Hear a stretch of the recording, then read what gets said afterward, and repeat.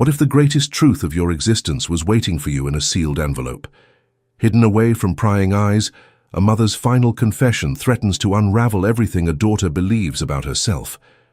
In the cobblestone streets of Charleston, between historic mansions and whispered secrets, one woman's search for understanding will force her to answer life's most haunting question. Can you forgive someone who never wanted you to exist? Charleston, South Carolina, a city where history seeps through the walls of century-old mansions and family secrets linger in the salt-tinged air. The city where generations of Whitmores had built their legacy, one brushstroke at a time. Avery. Whitmore stood before her mother's casket, her fingers trembling as she placed a single white lily atop the polished mahogany. At 25, she hadn't expected to be saying goodbye to Diana Whitmore, the celebrated artist whose vibrant canvases hung in galleries across the country, the elegant woman whose laugh could warm the coldest room, the mother who had raised her single-handedly until Matthew came into their lives. The morning light filtered through the stained glass windows of St. Philip's Church, casting prisms of color across Diana's serene face. Avery studied her mother's features one last time, the high cheekbones she'd inherited, the fine lines around her eyes that spoke of both laughter and sorrow. "She looks peaceful," Matthew whispered, his hand steady on Avery's shoulder. At 53, her stepfather's once dark hair was now streaked with silver, but his eyes remained kind, the same eyes that had looked at Avery with fatherly pride since she was 8 years old. Avery nodded, unable to speak. Peace was something her mother had always seemed to be searching for, even surrounded by success and admiration. There had been a restlessness in Diana, a shadow that occasionally darkened her smile when she thought no one was looking. The reception afterward was held at the Whitmore home, a stately Victorian overlooking the Battery. Avery moved through, the rooms like a ghost, accepting condolences from Charleston's elite art patrons and her mother's colleagues from the university. Each conversation felt distant, as though happening to someone else. Avery... A familiar voice cut through the fog. Claire Evans, her oldest friend and the family's attorney, gestured subtly toward the study. "When you have a moment." Later, when the last guests had departed and Matthew had retired to his room with a glass of bourbon, Avery found Claire waiting in Diana's study. The walls were lined with her mother's smaller works, studies of light and shadow, intimate portraits of strangers, and one precious painting of Avery as a child, sitting by the ocean, her face turned toward the horizon. "I should have given you some time," Claire said, her voice soft with apology. At 27, she carried herself with the composed confidence of someone older, her dark hair pulled back in a neat bun, her navy suit impeccable. "It's fine," Avery replied, sinking into her mother's leather chair. "What couldn't wait?"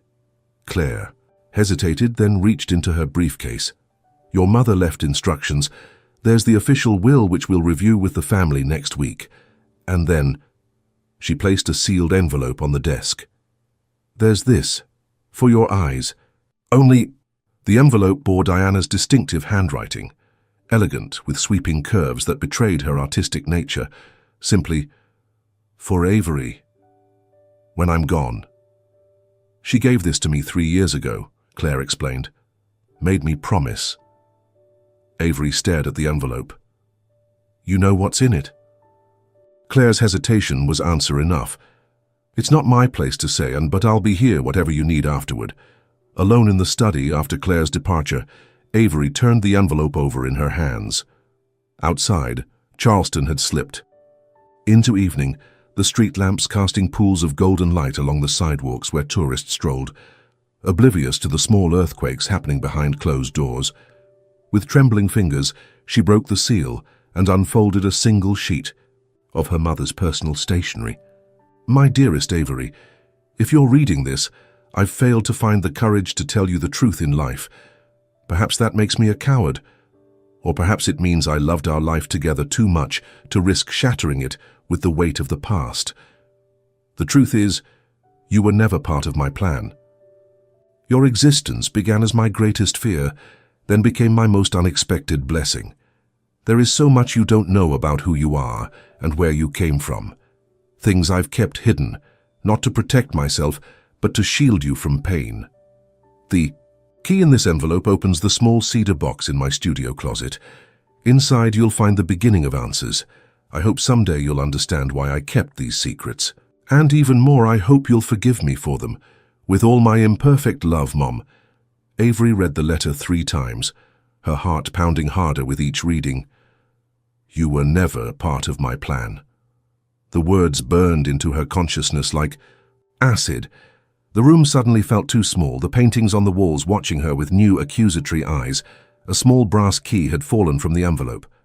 Avery clutched it, her palms sweating against the cool metal. Her mother's studio occupied the renovated carriage house behind the main residence, a sanctuary of northern light and creative chaos that had been Diana's refuge. Now, as Avery pushed open the door, the familiar scent of linseed oil and turpentine hit her like a physical blow. Half-finished canvases stood on easels, waiting for brushstrokes that would never come. The closet revealed the cedar box easily enough, small and unassuming on the top shelf. Avery carried it to her mother's work table, beneath the skylight where moonlight now streamed in, illuminating dust particles dancing in the air.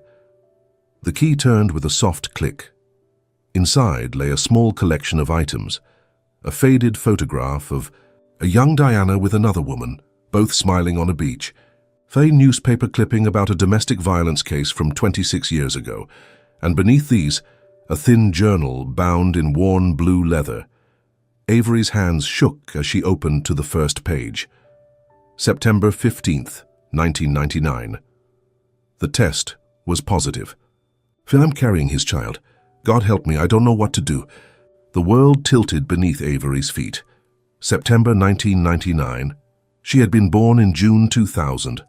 The mathematics was unavoidable. She flipped through pages, her mother's elegant handwriting becoming increasingly desperate. October 10th, 1999. I've made the appointment. Ending this pregnancy feels like my only escape. Amelia says she understands. She, of all people, knows what kind of man he is. October 12th, 1999. I couldn't do it. Sitting in that waiting room, I felt the flutter of movement for the first time.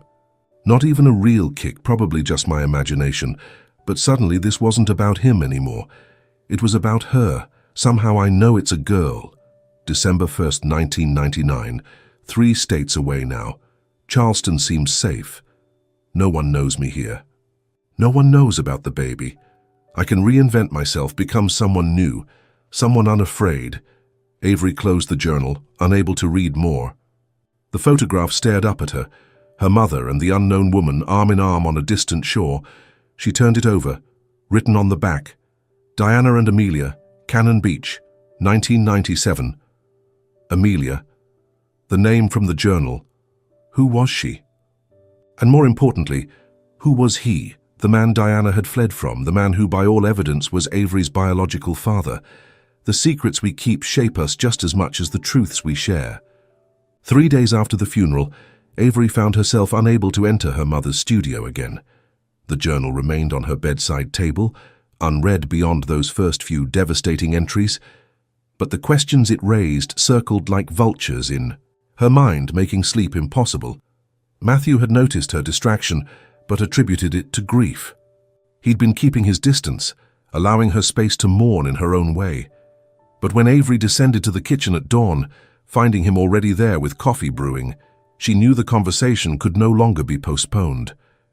"You're up. Early?" he remarked, sliding a mug across the marble countertop. Avery accepted it wordlessly, studying the man who had been her father in every way that mattered since she was 8. His familiar features, the crinkles at the corners of his eyes, the strong jawline now softened with age, suddenly seemed like those of a stranger. "Matt," she began, the childhood nickname slipping out unconsciously. "I need to ask you something." His expression shifted, wariness replacing the morning calm. "What is it, sweetheart? Are you my biological father?" The kitchen fell silent, save for the ticking of the antique wall clock that had come with the house. Matthew set down his coffee cup with deliberate care. "No," he said finally, his voice steady. "I met your mother when you were 8. You know that." "Then who is?" Avery pressed, her voice rising despite her efforts to remain calm. "Because Mom left me a letter saying I was never part of her plan, and a journal that talks about running away from someone, about almost terminating her pregnancy with me." Matthew's face paled. "She told you that? In a letter? How did you know?" Avery demanded. "All these years, did you know I was some accident she nearly prevented?" "Avery." Matthew moved around the counter, reaching for her hands, but she stepped back. "It's not that simple. Your mother loved you more than anything in this world. That doesn't answer my question." Matthew sighed, suddenly looking every day of his 53 years. "Yes, I knew parts of it. Diana told me before we married that she'd come to Charleston running from something, but she never shared all the details. She wanted to protect... You'd protect me?" Avery laughed bitterly. "By lying about who I am, about where I came from, by giving you a life untainted by fear," Matthew countered. "Whatever happened before I knew you both? I can tell you this with absolute certainty, that woman adored you. You became her reason for everything." Avery shook her head, tears stinging her eyes. "I need to know the truth, all of it." "I don't have all of it to give you," Matthew admitted. "But I think I know someone who might." Claire arrived at noon, bringing with her a legal folder and a troubled expression. The three of them gathered in Diana's study, where Avery had first received the letter that had unraveled her world. "I've been Diana's attorney for 5 years," Claire began. "But before that, I was simply the daughter of her friend. My mother was Diana's first contact in Charleston when she moved here." Avery stared at her friend with new understanding. "You've always known," Claire nodded slowly. "Not everything, but enough. Diana confided in my mother, who was a social worker specializing in domestic violence cases. When Mom died, Diana asked me to take over as the family attorney because I already knew some of her history." "Tell me," Avery whispered. Claire opened the folder. "Your mother was born Diana Mitchell in a small town near Portland, Oregon. She married young, just 19, to a man named Robert Green.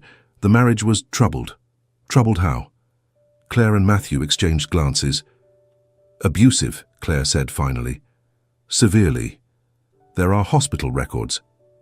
Avery felt sick. The idea of her vibrant, strong-willed mother as a victim seemed impossible to reconcile with the woman she had known. "Robert had a best friend who was equally controlling of his wife, Amelia," Claire continued. "The two women became close, supporting each other through the abuse. According to what Diana told my mother, they planned to escape together. But at the last minute, Diana discovered she was pregnant. With me," Avery whispered. Claire nodded. "The pregnancy complicated everything. Robert had been clear he didn't want children. Diana feared what he might do if he found out. So she fled alone, leaving Amelia behind, changing her last name and starting over in Charleston. And Amelia? What happened to her?" "She eventually got away too, from what I understand. Diana kept tabs on her from a distance, but thought it's safer for everyone if they didn't maintain contact." Avery tried to process this information, this strange new narrative of her origins. "So Robert Green is my biological father, a man who hurt my mother, a man she was terrified of." "Biologically speaking, yes," Matthew said quietly. "But he never knew about you, never had any claim to you. Diana made sure of that." "Do you know where he is now?" Avery asked. "Is he still alive?" "No," Claire answered. "He died in a car accident about 15 years ago." A complicated relief washed over Avery. No confrontation possible, no answers from the source. "And Amelia, is she still alive?" Claire hesitated. "As far as I know, yes. Last Diana heard, she was living under a new name in a small coastal town about 3 hours from here." "I want to meet her," Avery said immediately. "Avery, think about this," Matthew cautioned. "These are painful memories for everyone involved. Maybe some doors are better left." "Don't," Avery cut him off. "Don't tell me what door's in. My own life should remain closed. For 25 years I've lived a story that wasn't true. I deserve the full truth, no matter how painful. Claire looked uncomfortable. I'd have to make some calls. It's been years since Diana mentioned her. Then make them, Avery said, her voice leaving no room for argument. That evening, after Claire had left with a promise to locate Amelia, Avery returned to her mother's journal. With trembling hands, she read further into Diana's pregnancy, into the months of building a new identity in Charleston while her body changed with the child she hadn't planned. March 20th, 2000. The gallery owner liked my work. Said it had raw emotional honesty, hun, if only he knew. First sale today, enough to cover next month's rent for the little apartment. The baby kicked all through the meeting as if celebrating with me. May 5, 2000. Dr. Wilson says everything looks perfect. A healthy baby girl, right on schedule. I've started thinking of names, something beautiful and strong, something that doesn't echo the past. June 18th, 2000. She's here. Avery Elizabeth Whitmore. 7 pounds, 3 ounces of absolute perfection. When they placed her in my arms, it was like the whole universe shifted into perfect alignment. How could something so pure come from such darkness? She is untouched by all that came before. My clean slate. My second chance. Tears spilled onto the page as Avery read her mother's words. The journal entries grew more sporadic after her birth, brief moments captured between the demands of single motherhood and a burgeoning art career, but the tone had changed completely. Where the early pages held fear and uncertainty, these overflowed with a fierce protective love. First steps today, she tumbled after 3 but got right back up, determined. Nothing of him in that determination. That's all her kindergarten. How can 5 years have passed so quickly? She has my eyes but a spirit entirely her own. Some nights I watch her sleeping and wonder if she'll hate me someday for not giving her a father, for never telling her the truth, Matthew asked. Me to marry him tonight. Avery adores him and I'm beginning to believe in second chances. But first I had to tell him about Robert, about running. Not everything, some wounds are mine alone to bear, but enough. He still wants us. Both of us. Perhaps healing is possible after all. The journal ended shortly after Diana's marriage to Matthew, as though that chapter of fear and loneliness had finally closed. Avery sat with the book open on her lap until the first light of dawn crept through her window, illuminating the tear-stained pages of her mother's journey. Week passed. Autumn settled more firmly over Charleston, painting the historic district in shades of amber and gold.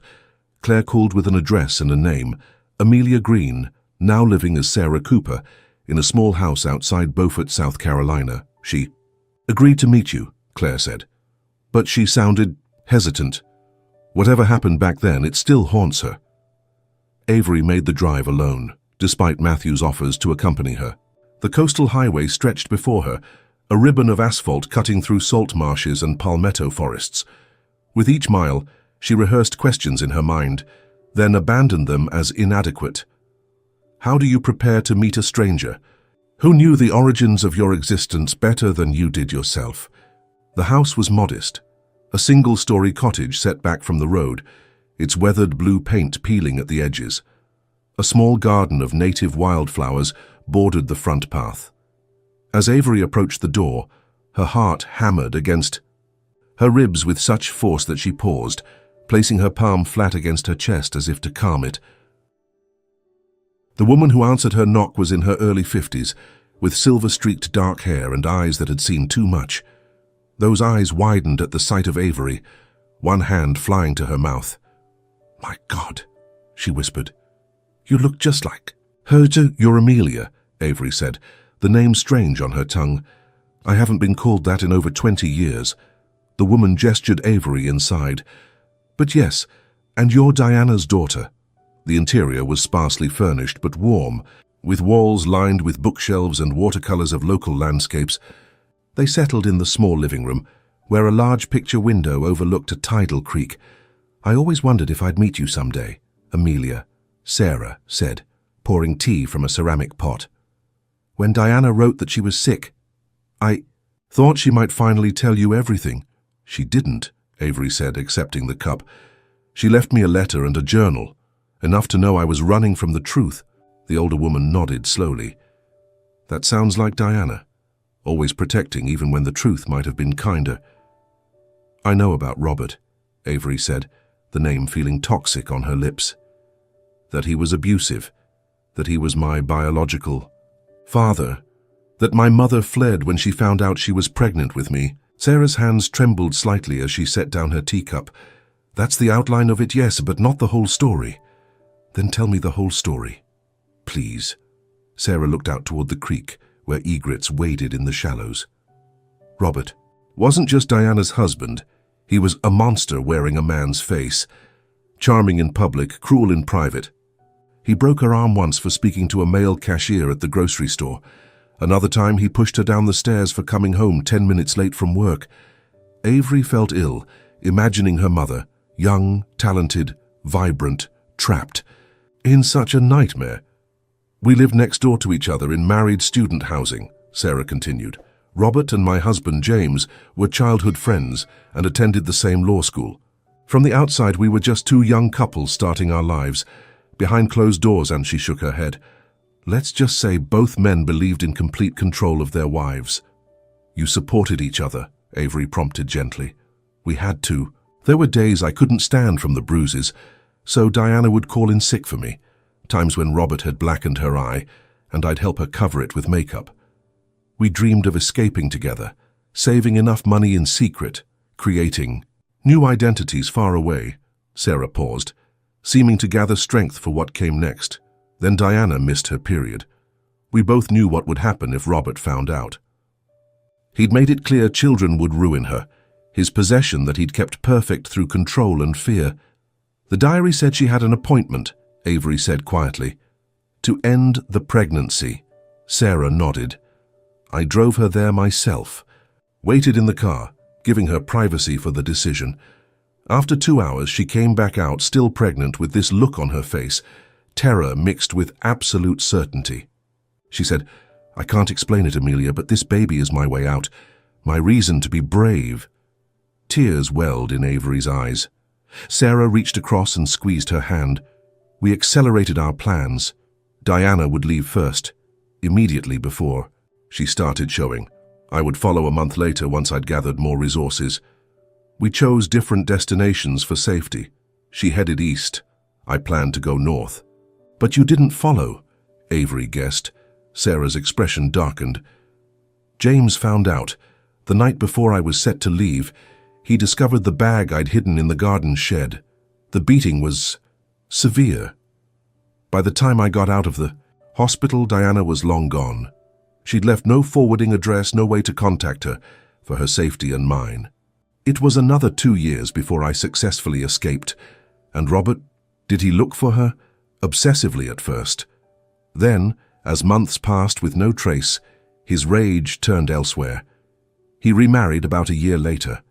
That poor woman endured 5 years before she too fled.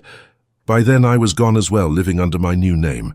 Avery absorbed this, feeling the weight of so many women's pain, a lineage of trauma that had preceded her birth. Did he ever find out about me? No, Sarah said firmly. Diana was careful. She changed her name, moved across the country, left no paper trail. You were her clean break with the past, her fresh start. In her journal, Avery said slowly, she wrote that she wondered if I would hate her someday for not telling me the truth, for not giving me a father. And do you?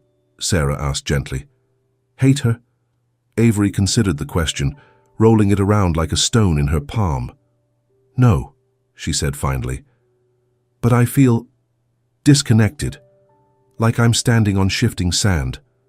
The mother I knew, the confident, successful artist with the perfect marriage, that woman was built on a foundation I never knew existed. The woman you knew was real, Sarah insisted. Diana reinvented herself, yes, but the strength, the creativity, the love she gave you, none of that was fabricated. She became exactly who she needed to be for you and, eventually, for herself. They talked until the sun began to set, casting long shadows across the wooden floor. Sarah shared photographs, a few precious images she'd kept hidden of the young Diana before the abuse had dimmed her light. She told stories of their college days, of Diana's early artwork, of dreams shared in whispers when both their husbands were away. As Avery prepared to leave, Sarah pressed something into her hand. A small, smooth stone with a natural hole. Through its center, Diana found this on the beach the day we took that photograph you have. She called it her seeing stone. Said when she looked through it, she could glimpse a different future. She left it with me the day she fled, saying I'd need it more than her now. I think she'd want you to have it.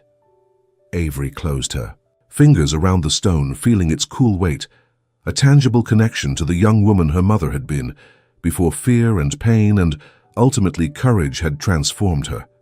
Thank you, Avery whispered, embracing the older woman.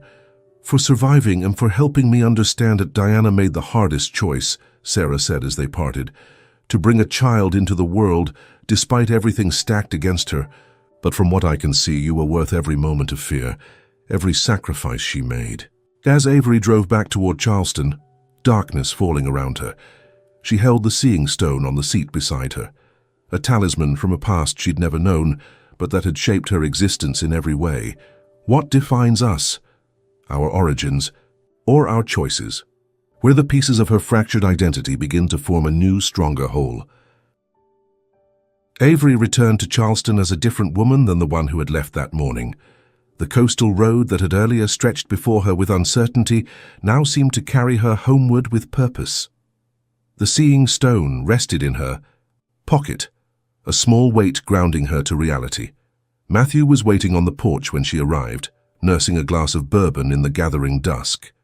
He stood as her car pulled into the driveway, his face etched with concern. "You're back," he said simply. Avery nodded, climbing the steps to join him. For a moment they stood in silence, the chirp of evening crickets filling the air between them. "I met her," Avery said finally. "Amelia.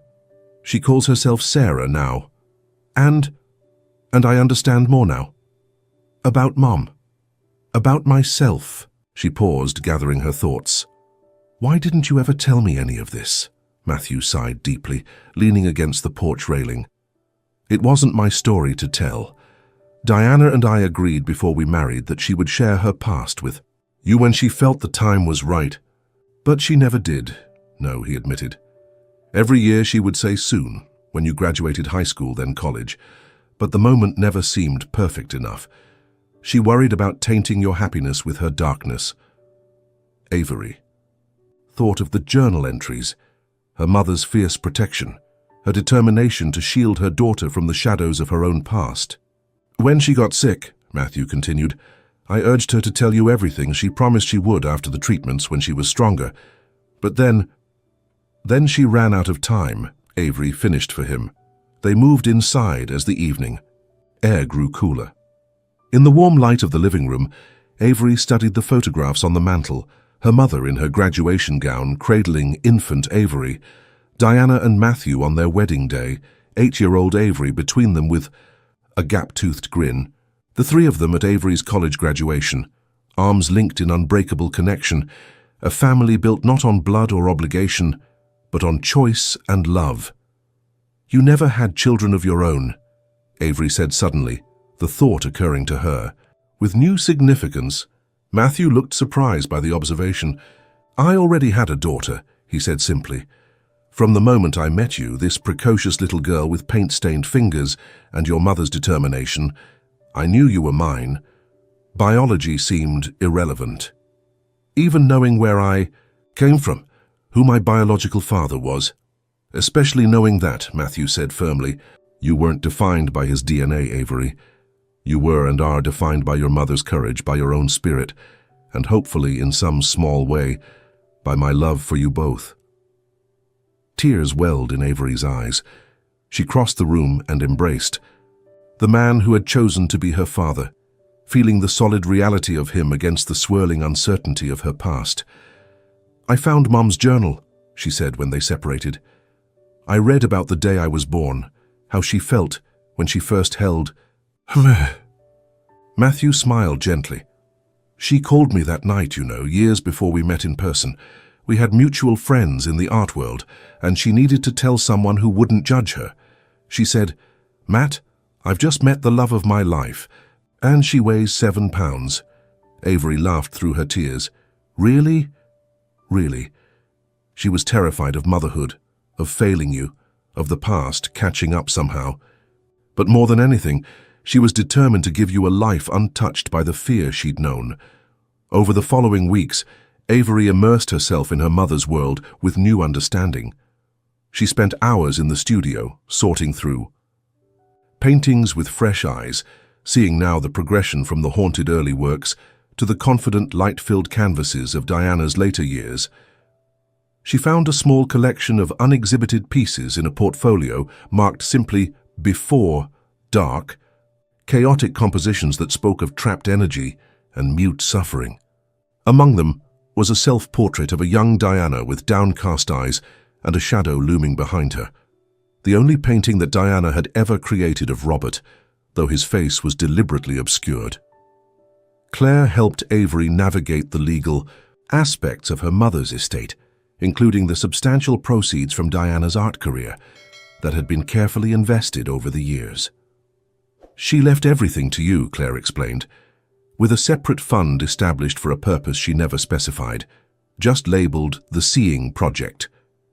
Avery fingered the stone in her pocket, the seeing stone that had passed from Diana to Amelia and now to her. An idea began to form, nebulous at first, then gaining clarity with each passing day. She contacted Sarah again, spending long hours on the phone, learning more about her mother's early artistic promise, about the women they had known who remained, trapped in abusive relationships, about the power of art to express what words often could not. 3 months after Diana's funeral, Avery made her decision. The renovated carriage house that had once been her mother's studio would become something new, a gallery dedicated to survivors, a space where art could heal. "I want to call it Seeing Stone Gallery," she told Matthew and Claire over dinner. "A place where people can glimpse a different future through creativity like Mom did." "She would have loved that," Matthew said, voice thick. Opening night coincided with Charleston's spring art walk. The space glowed with warm light, its walls lined with work from women who had turned trauma into beauty. At the heart hung Diana's previously unseen before collection, accompanied by excerpts from her journal, shared by Avery. Next to it stood Avery's first serious work since art school, a triptych called Origins, Darkness, a Solitary Flame, and finally a sunrise. Not literal illustrations of her mother's life, but emotional echoes of pain, rebirth, and hope. In a quiet corner, Avery found a painting she'd never seen until recently, hidden deep in her mother's closet. It showed a young woman, Avery at 16, standing on a beach at dawn, her back to the viewer gazing at the horizon, titled simply, "Choice." "It's extraordinary," said a voice beside her, Sarah or Amelia, visiting Charleston for the first time in years. "I didn't know she painted this," Avery whispered. "Maybe she saved it for the moment when you'd understand," Sarah replied. Matthew arrived with champagne. "To Diana," he said. "To Diana," they echoed, "and to choices." Later, alone in the gallery, Avery stood surrounded by her mother's legacy and the new beginning she'd built. She held the seeing stone to her eye and looked at choice again. Through the aperture, the canvas shimmered with meaning, not a memory but a vision of what could be. "You were never my mistake," Diana seemed to whisper. "You were my bravest choice." Avery slipped the stone back into her pocket. She no longer needed its magic. Like her mother, she would create her future, one brushstroke at a time,